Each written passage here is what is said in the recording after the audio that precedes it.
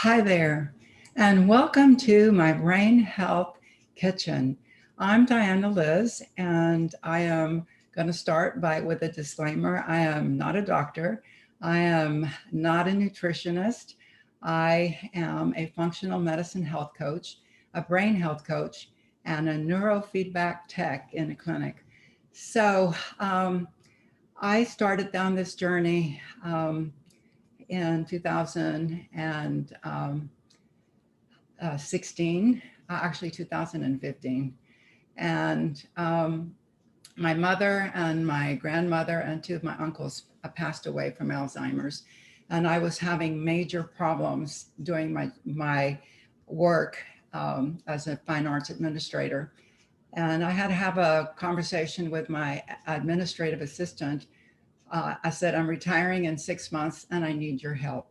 And she was just an angel. So I'm fighting back. And so far I say a lot and I think a little slower, but I'm hanging in there. And I hope you will use this information that I have gathered and am wanting to share with you. So today we're making spaghetti. And one of the myths is that in order to eat healthy, you have to spend a lot of time cooking. And I found a recipe for spaghetti, and it says prep time 5 minutes, cooking time 40 minutes. And even though I'm retired, I'm busy and I can't always spend 45 minutes in the kitchen preparing dinner. I need to be able to do it quick. And so I have developed some shortcuts and I'm going to share them with you. First of all, we're going to start with the ground meat. It is already cooked. I cook it in the crock pot and I cook it at night after dinner. I put it in on a low temperature, and cooking slow on the bone is what's recommended by Dr. Shanahan. And so I don't have the bone, but I can cook it slow, and it allows the fat to be released. And even though, according to Dr. Shanahan, it is perfectly, we need to let go of our fat phobia, and it is okay to eat fat. Not sure what the animals ate, and what's the fat is the toxic waste dump that we all, when our body cannot get rid of toxic waste in our bodies, chemicals, there's 80,000 now in the environment that we're exposed to. And so the toxins all go around our waist in that fat. And so when I cook it, I dispose of the fat. I put it in a jar and let the fat float up at the top, let it solidify, and I get a spoon and I get rid of it. So that's what I was done with the meat. And there's a question about how much protein should I eat? Well, this is Paul's hand, and I don't think you can see it on there. I'll cut it out a little bit more. And the recommended is that you eat the size of your palm. So here's Paul's palm. And there we go. And I'll cut a few more fingers so you can see. Cut them out roughly. I buy the beef that is not only grass-fed, but grass-fed finished. And that's really important, because if the cow eats grass and then they go to a feedlot and they give them corn, which is a GMO product, or other things that we don't even know what they are, then those things get into the fat. And glyphosate is not a good chemical to have in our bodies. And so going through, now this is Paul's hand. You can see it now. There we go. And how much protein should Paul eat? Well, I cut off the fingers, and Paul should eat this much protein. So There we go. And Diana, that's me,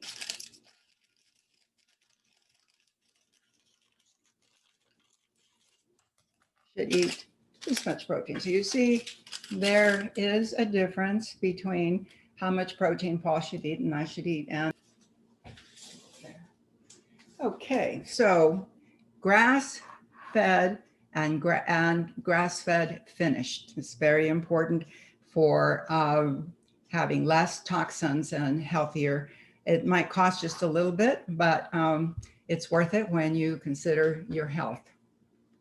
So the next thing we're going to do is I'm going to add onions. And this is based on the work of Dr. Terry Wall. And she has an amazing book, The Wall's Protocol, that she was able to get out of a gravity wheelchair. She was a research doctor in I think Cincinnati or Cleveland. And she was going to be losing her position because she just couldn't do her job in a gravity wheelchair. So she devised this protocol, and in 6 months she was riding a bicycle. And I've had the opportunity to listen to her speak, and she is a very strong, dynamic woman. So onions have sulfur in them. And sulfur, food is a genetic modulator, meaning that it can turn our genes on and our genes off. And so this food helps our body, helps our immune system and all our body, because foods high in sulfur are just super nutritional. And so are the mushrooms. Now, mushrooms have been used around the world as medicine for thousands of years. This is not something new. If you look at the ancient Ayurveda from India, there's a formula for eating according to your body type. And if you look at Chinese medicine, you have similar formulas about eating right according to your body type. Well, this has not existed in the US, and some doctors are moving in the direction. They're going back and studying Chinese medicine and studying the Ayurveda, and then trying to apply those techniques. Well, we have a doctor named Peter Diadamo who spent his life studying nutrition and body types, and the body types were according to your blood type. And there's 4, just like there's 4 body types in the Ayurveda and 4 types in Chinese medicine. So one of the key components of mushrooms are also high in sulfur. Now, there's a couple of things that you need to know about mushrooms is that if you have an immune compromised body, which many of us do, then you might have a reaction to the mushrooms. And if you do, then just eat less or don't eat any at all, and work on your other nutrition and try and heal your gut so that you are able to take advantage of the wonderful healing powers of mushrooms. Now, at the end of the description on YouTube, I will place the recommended mushrooms by blood type so that you have a cheat sheet to get you started. When I was very, very ill in 2004 with chronic fatigue, I had the opportunity to work with Dr. Kenti Pong in Dallas, Texas. And she was an amazing woman. She was an allergist and immunologist and a pediatrician, and she had brought herself to wellness from her own medical issues through nutrition and alternative methods. And she recommended that I try and follow the foods recommended by Dr. Diadamo, and I was just shocked.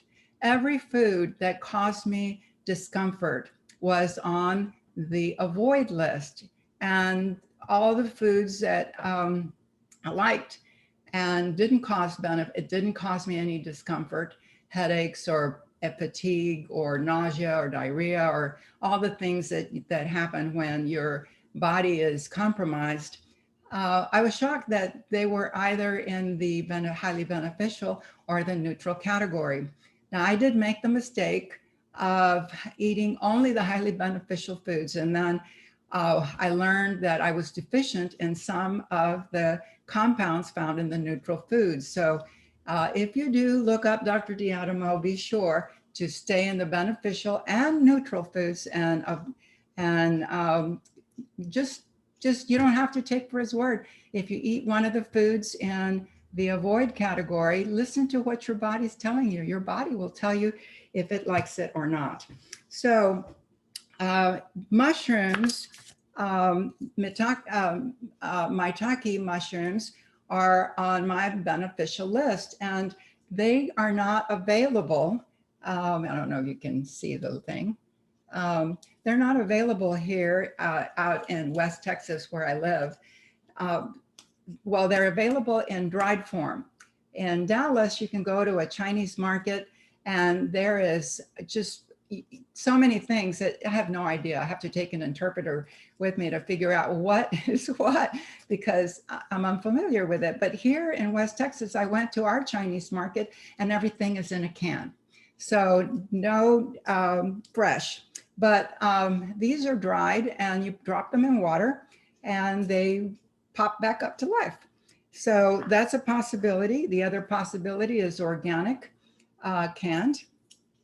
And then the next thing, so I think I said everything about mushrooms stimulate the natural killer cells in our body, and they balance our immune system, and they're protective against cancer and immune diseases. And immune diseases includes Alzheimer's. So that's why we pay particular attention to mushrooms. Now, tomatoes are on the dirty dozen list. There's a publication that comes out once a year that ranks fruits and vegetables according to their toxicity.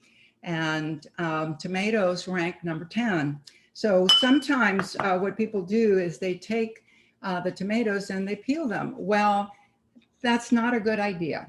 And the reason is that 98% of the antioxidants are on the peeling. So if you take the peeling off, you just lost 98% of the nutritional value of a tomato. So organic makes it cleaner, and they're on the dirty dozen. So this is one of the foods that's recommended to buy organically. You don't have to buy everything organically. You can look at the Clean 15 and see the foods that you can buy in their natural state. But the dirty dozen, those mean pay attention and go organic. The other thing that you need to be aware of is serving, portion size, reading the label in the back and seeing how much a portion size. A portion size is half a cup. So this is how much, this is 1 cup will be using for Paul and I, and that's all. So, and then the last thing is to add nutrition, adding green, adding parsley, and this is basil. Adding basil, fresh basil is a treat, and in the summer I grow it out in the yard. This is from Natural Grocers, a organic food store. So I will be adding this to my quick dish, and I'll be back with you in just a minute. Okay, the onions and mushrooms are cooking, and here is garlic. And in my previous video, I demonstrated and talked about this gadget. I used to drop my garlic in, squeeze it, open it,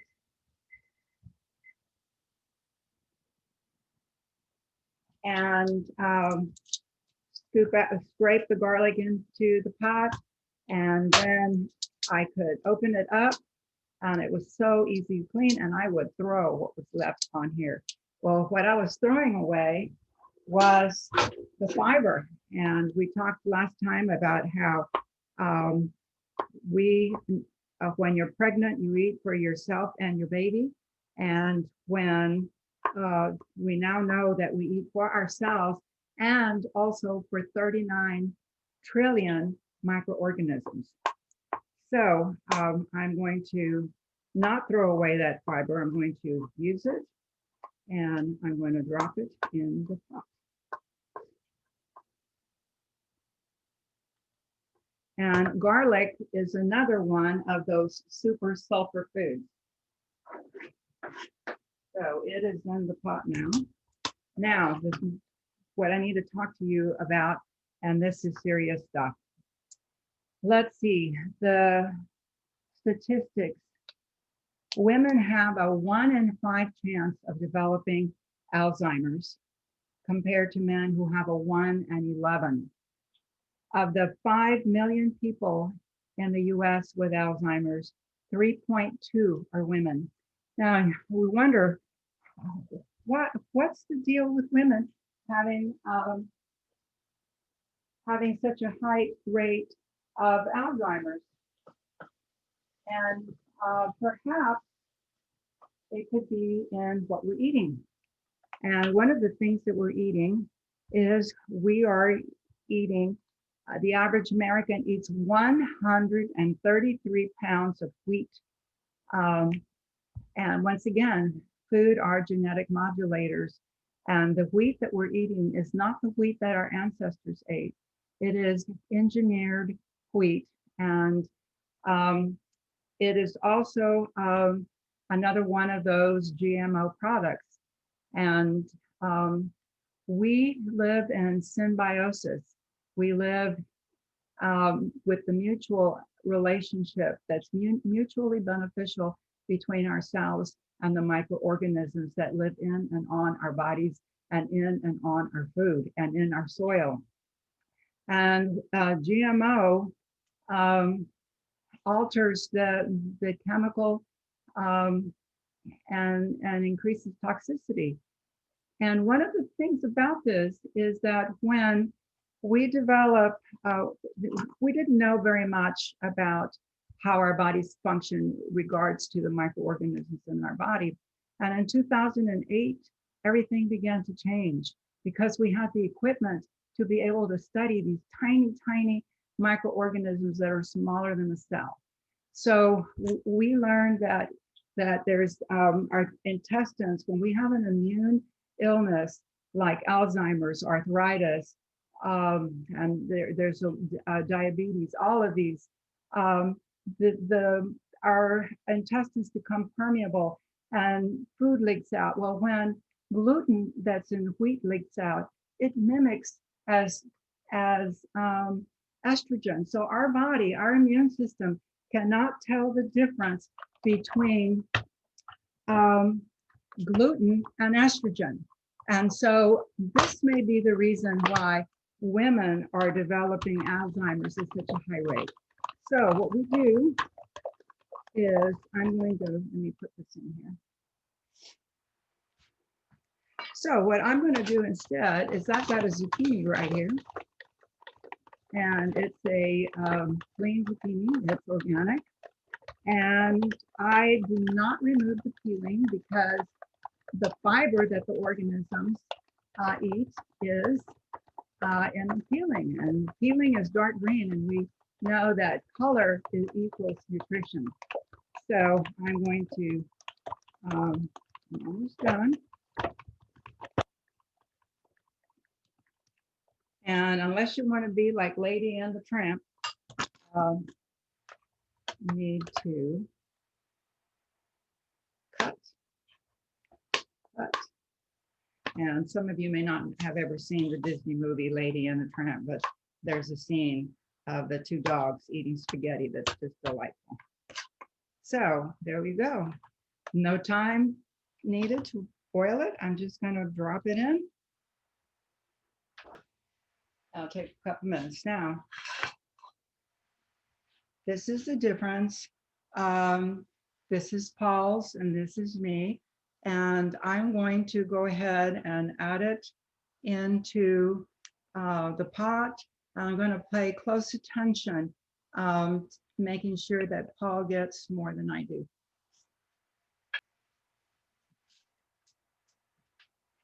And the last thing I'm going to do is I'm going to add the basil. And it's very delicate, and so I don't want to overcook.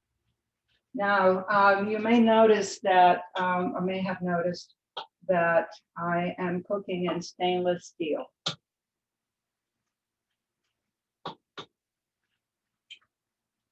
I had some very fancy designer pots and pans, and I had to say bye-bye to them. And I got just a plain old stainless steel pots and pans because some of, especially those that are coated with Teflon and other materials that are man-made, they promise us that they're not going to disintegrate and that they're going to stay, and we just need to take good care of them. But those particles are toxic, and they're difficult to get out of our bodies. So we need to use clean utensils, and there's a number of companies that really pride themselves, and most of them are European. So you can either get economy stainless steel or some really delightful and beautiful pots and pans from other places, but do not use Teflon. It's absolutely toxic and you can't get it out of your body, and it's not good. Now, the final thing is olive oil, and I'll demonstrate that in just a second. Okay, I think you can see there we have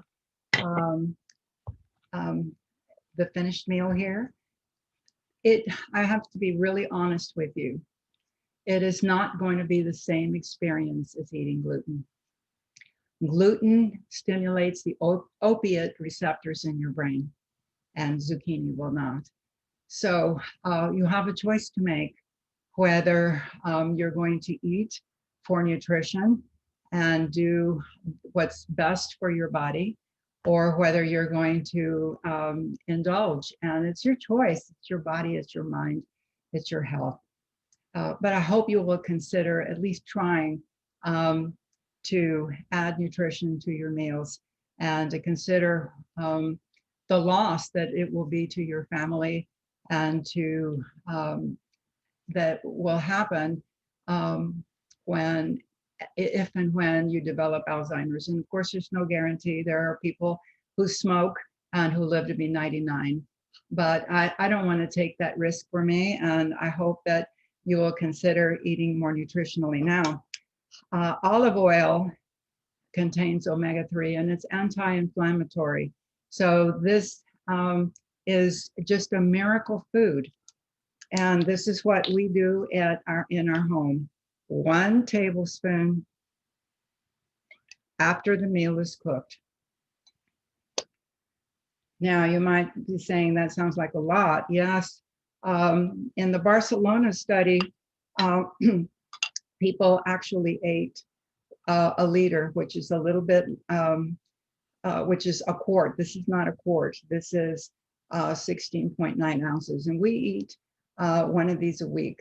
How will you know if you are getting too much oil? Well, if your poop floats, you can back it down. If your poop doesn't float, you're not in danger. So the special course I took with the Functional Medicine Coaching Academy and so we stir it in, and we enjoy our meal. So let's recap. We can use a commercial product so long as we know what it is that we're ingesting into our body. We can use a commercial olive oil, tomato sauce that is organic, because tomatoes are on the dirty dozen. We can change zucchini in place of of wheat because wheat contains gluten, and gluten is very hard on our intestines. It's believed to cause permeability now. And once the gluten enters into the body, it mimics estrogen, and our immune system cannot tell the difference between the gluten and the estrogen. So it increases our risk of diseases, and not just Alzheimer's. Mushrooms and garlic and onions are foods high in sulfur. There's also cruciferous vegetables that are high in sulfur, and these are essential for our health.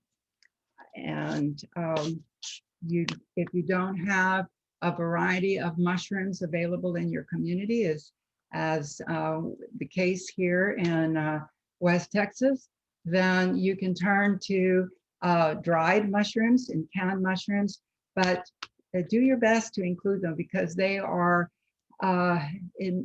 just wonderful foods for our immune system, and it can make us healthy. And we've known this for thousands of years, and it's time for us to start practicing that again. I'm Diana Liz, founder of Rejuvenating Lifestyle for Mind, Body, Health, and Happiness, wishing you a life of flourishing. Bon appetit for brain health.